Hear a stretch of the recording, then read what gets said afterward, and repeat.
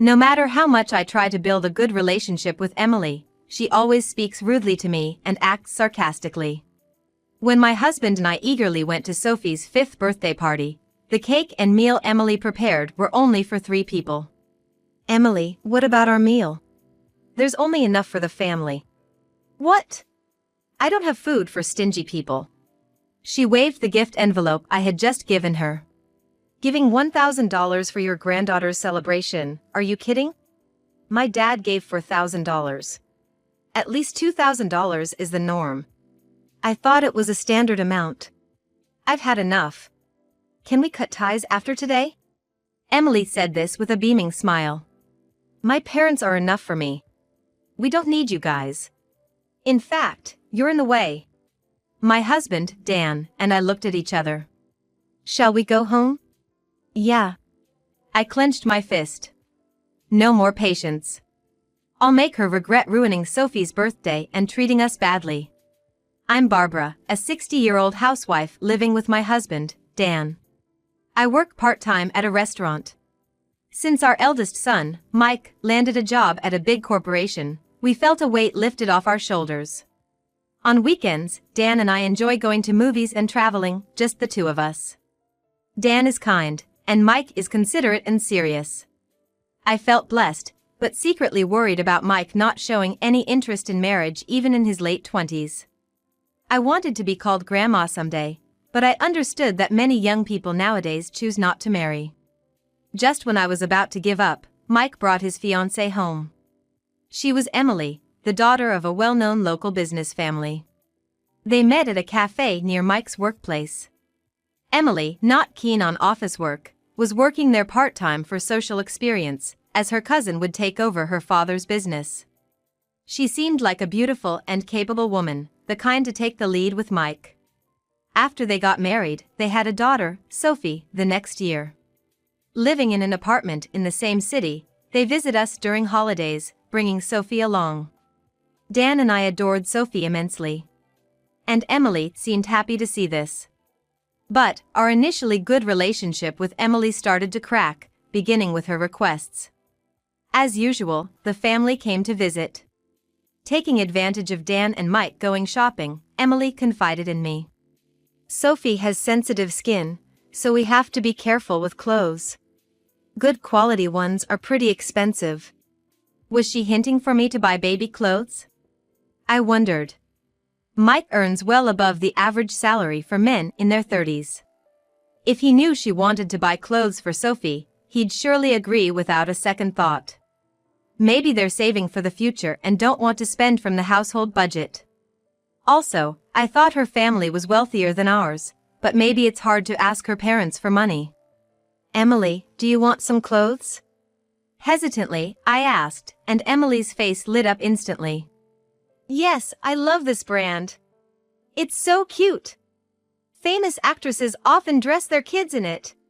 She showed me a picture on her phone, and I was stunned. A short-sleeve t-shirt was $140, a lace dress $200, and brand logo ballet shoes an astonishing $2,000. "Emily, isn't that a bit extravagant for folks like us?" I gently chided, but Emily's eyes flashed as she retorted. "Don't you think Sophie's adorable? I don't mind wearing thrift store clothes, but I want my daughter to wear the best." Overwhelmed by her passion, I ended up buying her high-brand clothes and shoes as she begged. I didn't feel comfortable telling Dan, so I kept it to myself. "I bought them with my own salary, so it's okay, right?" I excused myself internally. After that, I continued to give her clothes and shoes for events like birthdays, Christmas, separate from other gifts. But one thing puzzled me. Whenever the clothes arrived, Emily always sent a thank you message, but she never posted a photo of Sophie wearing them. One weekend, while having lunch with a friend, I shared this with her. She thought for a moment, then showed me a flea market website. "Is this?" I exclaimed in surprise. The same items I gave Emily were listed 2 days after I sent them. "The same items you bought for your daughter-in-law?" "Yes, the spring limited edition, no doubt. And they're unopened." "I always shop here for kids' clothes, so I keep an eye on it. This brand is popular, So unopened items sell for a good price? My friend said, frowning. I remember this seller's username, it's unique. They list high-brand items several times a year. Maybe they're selling gifts they received. I felt bitter. This could be a coincidence if it happened just once. But if it keeps happening, it's safe to assume Emily is secretly selling the clothes I send. Or perhaps she's been having me buy them with the intention of selling them all along. As I kept checking the website, I noticed that 2 days after I sent clothes, the same items would always appear, listed under the same username. Last Thanksgiving, when I visited my eldest son and his wife, I finally told Emily. I'm gonna stop sending clothes after this time. Why? Emily puffed her cheeks. Dan's against it. Says they're too pricey for kids' clothes. But don't worry, we'll still give toys and gift cards like before. I explained, having discussed this belatedly with Dan. Dan agreed with me. Emily's a stay-at-home mom. She's probably selling the clothes for extra cash. If it's hard to say no, just use my name. Thanks, I'll do that. Sure enough, when I mentioned Dan's name, Emily swallowed her complaint. She's not comfortable with quiet Dan. Fine. But your husband's stingy. She spat out bitterly, but after that, she stopped asking me for kids' clothes. There were other troubling things about Emily's behavior. She's either germophobic or just doesn't like me. Whenever I tried to touch Sophie, she insisted I wash and sanitize my hands. Furthermore, when I visited Emily in Mike's apartment, Emily would follow me around with an alcohol spray in hand, promptly disinfecting any place I touched.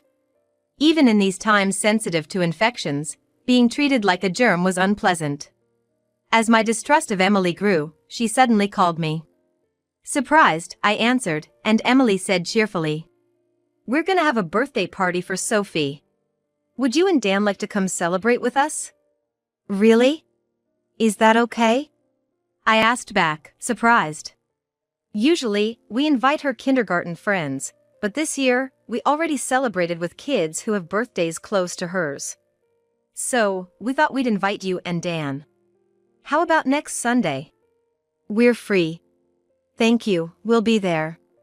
I was delighted since I usually sent the presents by mail. Is the doll she wanted before okay for a present? Or should I get a gift card? Could you make it cash this time? Understood. I consulted with Dan and wrapped $1,000, then headed to Mike and Emily's apartment the following Sunday. In their living room, stylishly decorated with pastel balloons and garlands, stood Sophie, shyly smiling, wearing a pink dress and a ribbon in her hair. Grandpa, Grandma, thanks for coming to my birthday party, Sophie said, bowing slightly. Dan and I couldn't help but smile warmly. She always looked cute, but today she was like an angel or a fairy. Thank you for inviting us. Turning 5 today, you're a big girl now. Yeah, I'm a big girl now. Her confident response was adorable. Mom, Dad, thanks for coming. Mike appeared, and Dan and I gasped. It had been months since we last saw him. He looked much thinner and had dark circles under his eyes.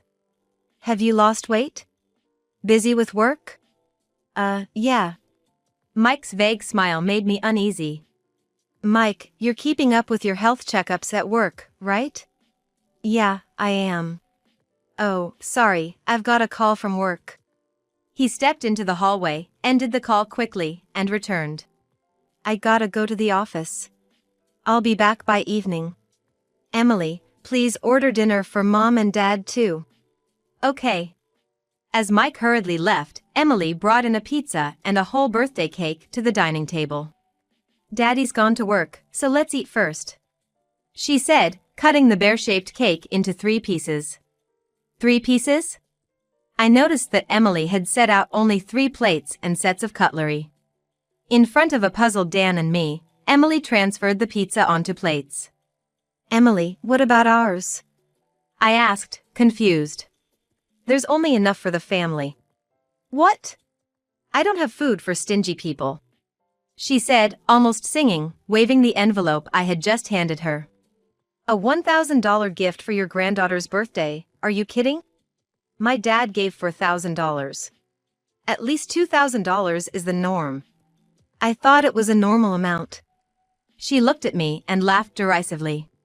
Normal? Oh, I guess for people working in small factories or part-time housewives, it's hard to give $1,000. My apologies. Hey!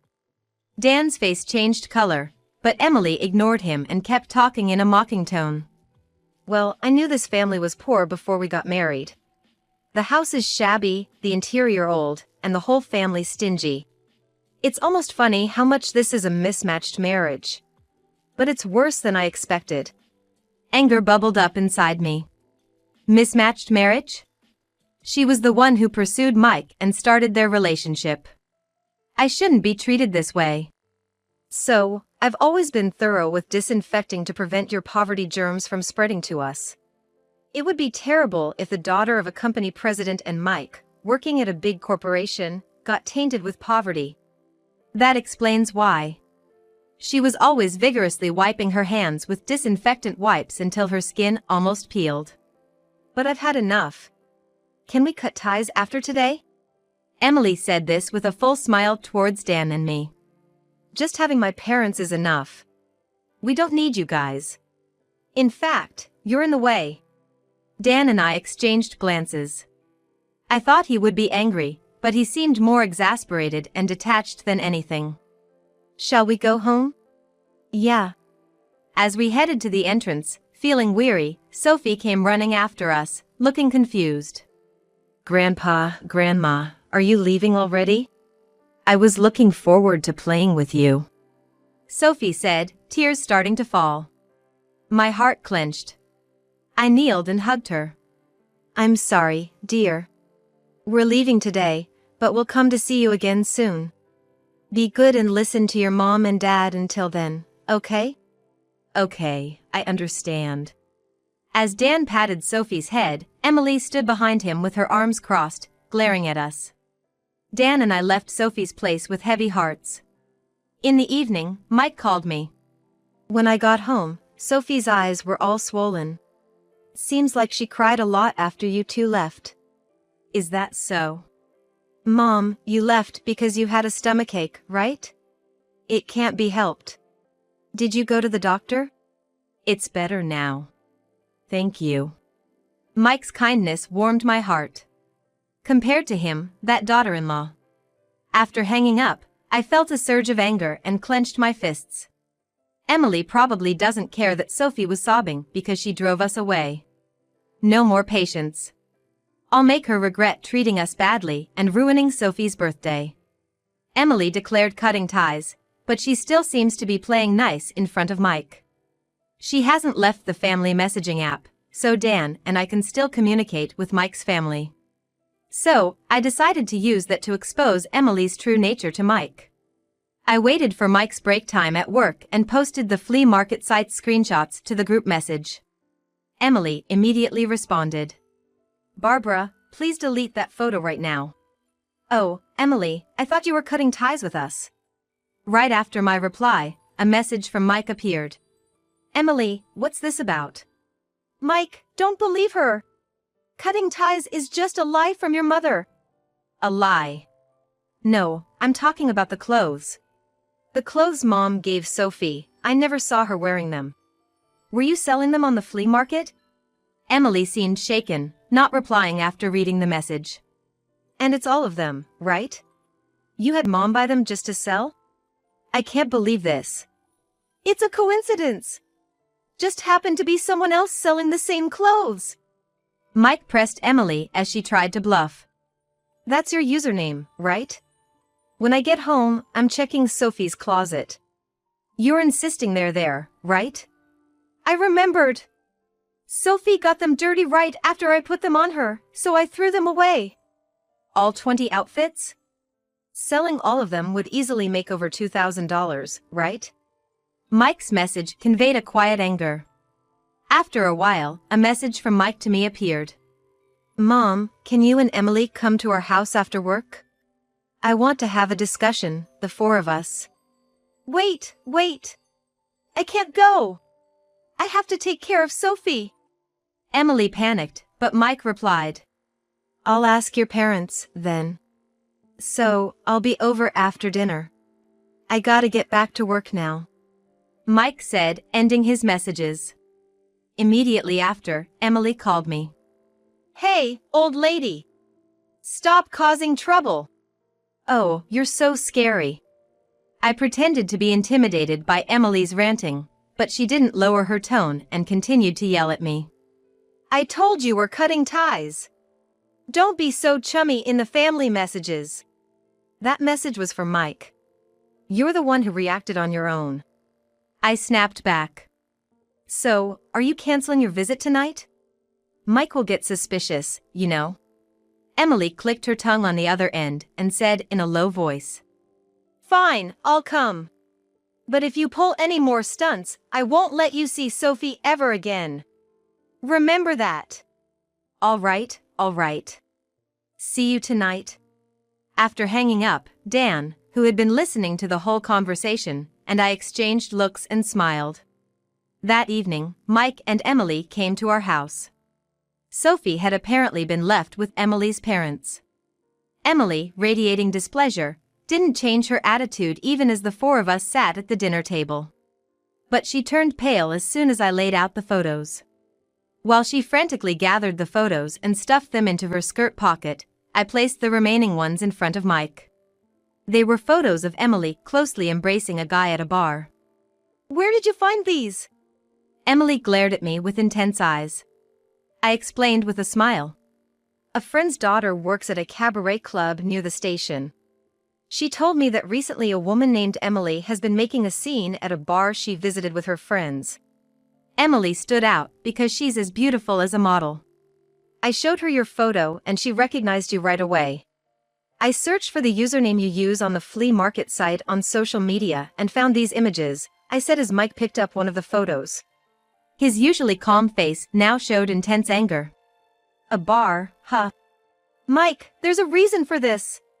You left Sophie with me after working overtime and spent your nights at places like this? All that helping a friend was a lie, wasn't it?" Emily swallowed her excuses at his icy tone. Mike sighed and covered his forehead with his hand. "So, you were selling the clothes Mom gave you to play around with some guy you met at the bar? No wonder your allowance was never enough for that." "It's not like I was cheating or anything, so it's fine, isn't it?" Emily defiantly responded. I relaxed my mouth. "Well, there's more to come. By the way, Mike, did you bring what I asked?" "Yeah." When Mike took out credit card statements and a bank passbook from his bag, Emily's eyes widened. "Don't take those out without asking." "The card is mine, and the bank account is joint. It's fine to show them," Mike said, dismissing her objections. Emily shut up, fuming. Mike spread both the credit card statement and the bank passbook on the table, and as soon as he saw them, he exclaimed, "Oh my." Dan and I also peered over, feeling the urge to cover our eyes at the sight. And no wonder. The credit card had a revolving credit balance of over $40,000. And the bank account showed just a few dollars. "No way. The card is maxed out, and all the money saved for Sophie's gifts is gone." Mike was stunned, and Emily turned away, sulking. Well, spending millions at a bar would burn through money quickly. Mike finally exploded with anger. "Emily! You shouldn't touch a child's savings like that. Are you even a mother?" "Shut up, all of you," Emily said dismissively, brushing her hair back. "What's wrong with me using your money, you stingy man?" She stood up and ranted at Mike. "Just so you know, I married you because you work at a big corporation. I thought I could spend money freely and live in luxury without working. But then we start living together, and it's all about saving for the kid, eating in to save money, ordering me around. Who do you think you are?" Mike's face stiffened. After a tense stare down with Emily, he let out a small sigh. "All right, let's get a divorce. I can't do this anymore. Since you've caused Mom so much distress, I'll ask for alimony too." "Mutual distress. Fine, I'll ask Dad. He'll gladly pay the alimony and the card bills. I don't need any of you." Emily said arrogantly, laughing in a shrill voice. I presented my phone to her. Are you sure you should be saying that? Huh?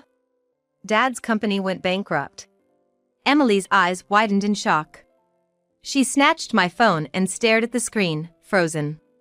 It was on the local internet news just now. Haven't you heard anything from your dad? He mentioned something about having a tough time with finances due to the recession. But he always listened to my requests. All of Emily's earlier bravado was gone. She had completely lost her color and was trembling in her voice. Then, her phone rang. Taking out her phone, Emily swallowed hard and answered the call. Hey, Dad. The company hasn't really gone bankrupt, right? I'm sorry, I tried, but it was no good. So, sorry, I can't help you with money anymore. Emily's face twisted dramatically. She looked like she was about to cry. What? But that's going to be a problem. Paying the employees is all I can manage. I'm retiring as president and will live leisurely with your mom, so you should get along with Mike and Sophie. Emily's father was loud, so the whole conversation was audible. Get along? I'm probably going to get a divorce. Oh, really? Oh, I got a call from the bar. They asked when you're going to pay your $20,000 tab. Emily's face contorted. I was, thinking of asking Dad. No, that's impossible. Her father cut her off sharply. You're 35, Emily. A proper adult. You need to figure this out yourself. Good luck. Holding the disconnected phone, Emily looked completely drained. I delivered the final blow. You know, Dan and I have been saving money for Sophie when she grows up. $200,000. Emily's eyes widened as if they were about to pop out. We didn't remodel our old house and saved by cutting back. I thought of giving it to you to pay your debts if you apologized and showed remorse for your past actions. We're useless to you, right? Then you don't need it. Emily's mouth opened and closed like a fish, but she couldn't form words. All right, this conversation is over. Goodbye. Coldly stating this, Emily grabbed Mike's arm and begged with bloodshot eyes. Mike, you won't abandon me, right? I was just joking about wanting a divorce. I'll apologize, let's continue to get along, for Sophie's sake, okay? Mom, Dad, sorry for staying late. I'll discuss the divorce with Emily. Mike said calmly, taking the frantic Emily home. Emily wanted Mike to reconsider, but of course, that didn't happen, and they ended up divorcing. Mike had to deal with the payments for the credit card he unknowingly shared with Emily, their joint bank account, her tab at the bar, and an additional $20,000 in alimony. Burdened with debts, Emily, unable to rely on her parents, reluctantly started working part-time jobs. Life became tough for Emily, and under the condition of not receiving child support, Mike took custody of Sophie. Afterward, Mike regularly allowed Sophie to meet Emily. Emily, working from early morning to late at night, had lost her former glamorous look and seemed rather shabby. I was freed from the days of being pestered for money and subjected to Emily's snide remarks, enjoying each day freely. As it was hard for Mike to raise Sophie alone, we suggested he move in with us. Dan and I decided to help with raising her.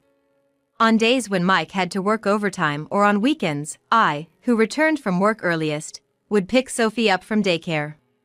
Sophie, resembling her father, was a very kind child. She would make beaded jewelry and give them to Dan and me on our birthdays, along with letters. I look forward to her future. The three of us adults want to warmly watch over Sophie's growth.